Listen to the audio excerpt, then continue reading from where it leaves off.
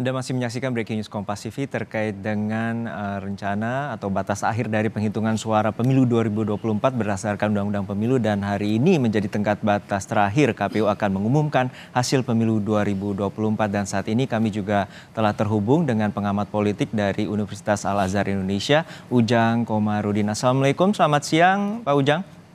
Waalaikumsalam warahmatullahi wabarakatuh, Bang Juno. Siap. Ya, Pak Ujang, ini saat ini hari terakhir tenggat waktu bagi KPU RI untuk mengumumkan hasil pemilu 2024, dan kita ketahui bahwa Sirekap ini juga sebelumnya telah di take down dan juga publik tidak dapat mengakses bagaimana proses transparansi hasil penghitungan suara. Dan saat ini tersisa 2 provinsi. Seperti apa Pak Ujang melihat proses ini dan juga tidak adanya proses Sirekap yang selama ini kita nantikan sebagai proses transparansi penghitungan suara di KPU? Ya, kalau kita membaca Sirekap itu sebenarnya kan unsur penunjang yang dimiliki oleh KPU yang itu menjadi referensi ya, bukan hanya bagi caleg atau bagi peserta pemilu, tetapi juga bagi masyarakat. Nah, ketika Sirekapnya bermasalah, error, tidak bisa dipertanggungjawabkan, di take down ya, ini kan menjadi pertanyaan bagi masyarakat. Ya walaupun tadi sebagai alat bantu, sebagai unsur penunjang, bukanlah menjadi perhitungan resmi dari KPU, karena dalam undang-undang yang namanya hasil resmi KPU adalah hasil hitung manual berjenjang dari kecamatan hingga nasional. Oleh karena itu mestinya ketika sistemnya belum siap gitu ya, jangan digunakan, karena itu menjadi problem dan akan menjadi persoalan, dan itu akan tadi muncul gugatan-gugatan yang menurut saya terkait dengan persoalan Sirekap tersebut. Mestinya dari awal KPU harus menjelaskan kepada publik bahwa gitu ya, hitungan yang sah, yang resmi dari KPU adalah hitungan yang berjenjang. Nah, sebenarnya kan ada 3 backup ya, unsur pengawas yang bisa kita lihat. Pertama, tentu ada quick count. Quick count ini bagaimanapun kalau menurut hemat saya sebagai penunjang agar rakyat punya referensi terkait dengan hasil pemilu. Yang kedua, itu adalah soal yang dimiliki KPU, Sirekap. Ya, Sirekap sebenarnya ini menjadi juga referensi yang harusnya sistemnya berjalan dengan baik.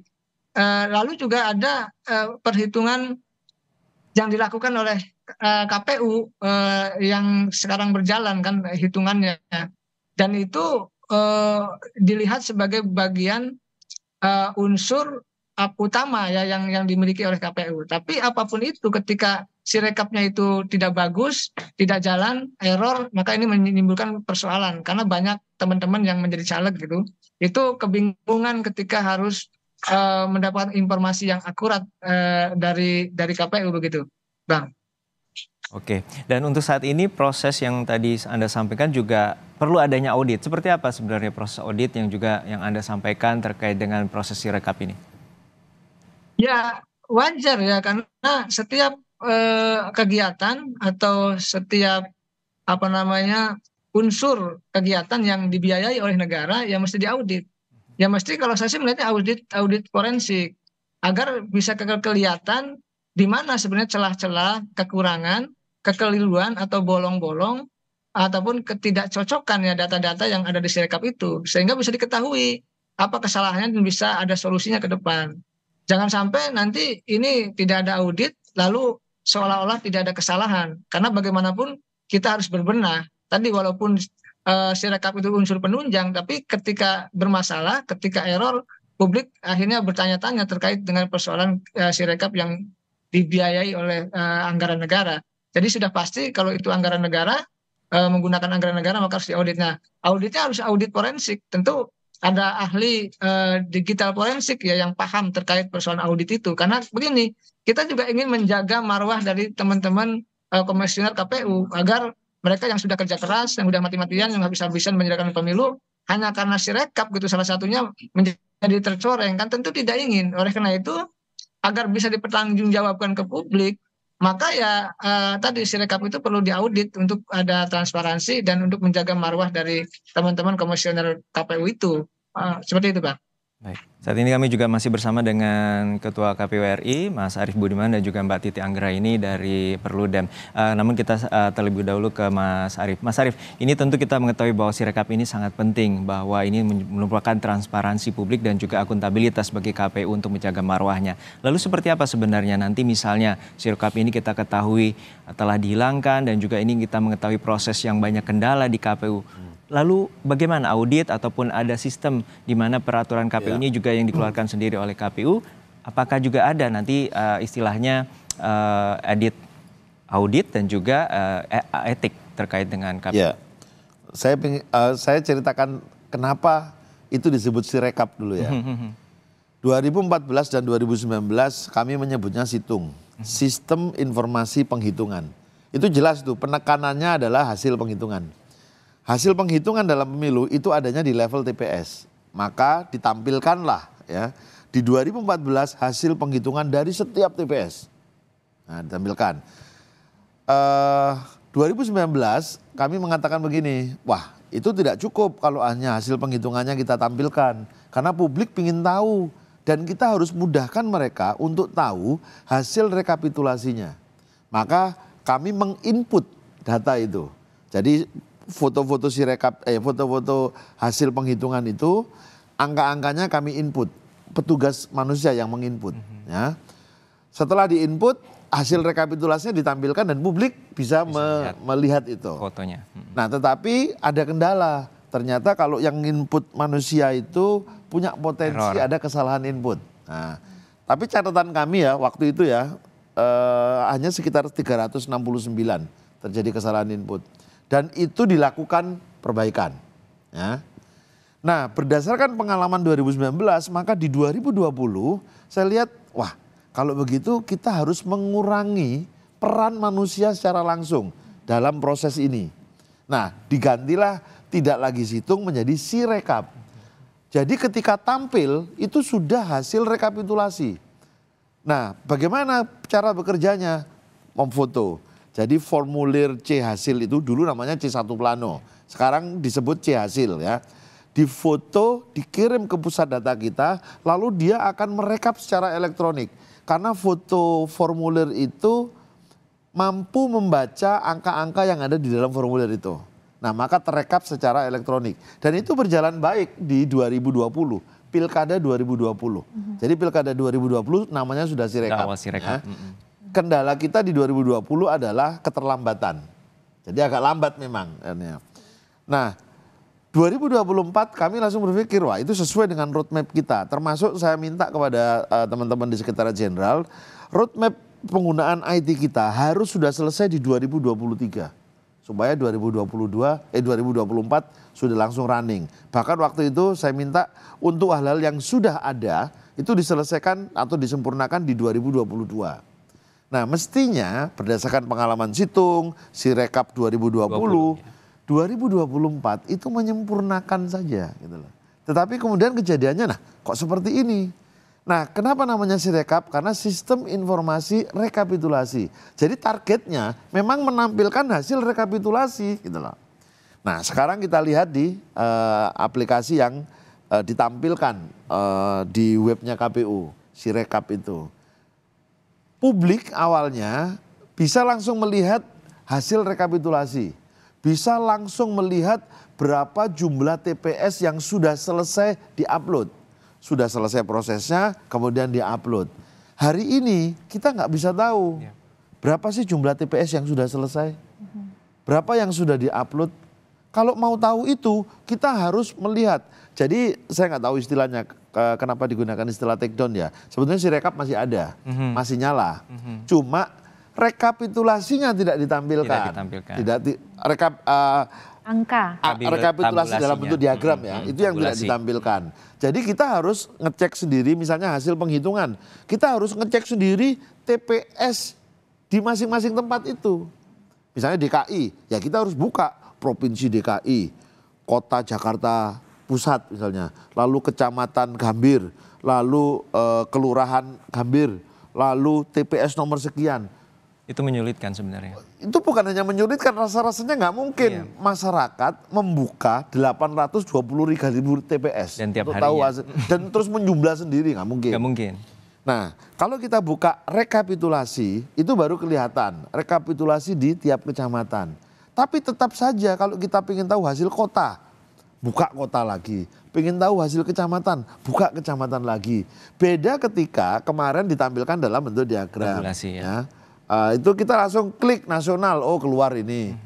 Klik provinsi, oh keluar ini. Jadi kita mau yang mana itu sudah langsung ditampilkan. Gitu loh. Nah, ini memang kita harus buka satu persatu, tidak memudahkan gitu ya. Nah, padahal prinsipnya kan ini bisa melayani dengan mudah dan cepat. Mestinya begitu. Lalu apa sesungguhnya fungsi Sirekap? Di dalam peraturan KPU disebutkan begini, sistem informasi rekapitulasi elektronik yang selanjutnya disebut Sirekap adalah perangkat aplikasi berbasis teknologi informasi sebagai sarana satu publikasi hasil penghitungan suara. Proses rekapitulasi hasil penghitungan suara. Yang kedua, ya jadi yang pertama penghitungan, yang kedua rekapitulasi, dan yang ketiga itu alat bantu pelaksanaan rekapitulasi. Jadi di tiap jenjang rekapitulasi itu di kecamatan, di kabupaten kota, di provinsi sampai dengan di tingkat nasional, alat ini digunakan untuk membantu, gitu loh. Nah, kalau memang ini digunakan untuk membantu, mestinya tidak perlu ada yang bukan dihilangkan ya, tidak ditampilkan sebagian misalnya gitu. Tampilkan saja gitu loh. Karena itu akan memudahkan. Nah, salah satu tagline-nya KPU itu kan KPU melayani. Melayani peserta pemilu, melayani pemilih gitu. Termasuk melayani melihat, mengkonfirmasi hasil pemungutan suara yang pemilih susah-susah datang ke TPS menggunakan hak pilihnya gitu. Mudahkan saja mereka untuk tahu itu.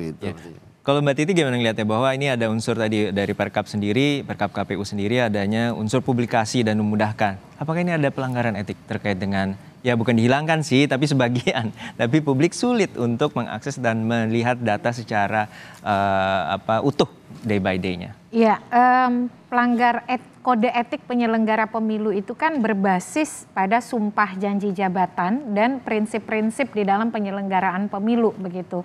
Nah, dia dibagi menjadi dua kelompok prinsip etika. Yang pertama soal integritas. Di dalam integritas ini ada jujur, adil, mandiri, akuntabel. Ini integritas. Kalau untuk yang kedua adalah profesionalitas. Profesionalitas itu ada berkepastian hukum, ada tertib, ada profesional, ada terbuka begitu ya dan lain-lain. Nah, kalau kita kembali kepada proses Sirekap, kalau menurut saya salah satu ciri atau indikator atau karakter profesional adalah tidak dengan lari dari masalah.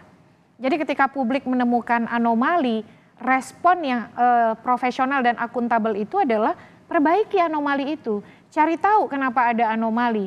Kalau sebagai pemilih publik, saya membutuhkan Sirekap.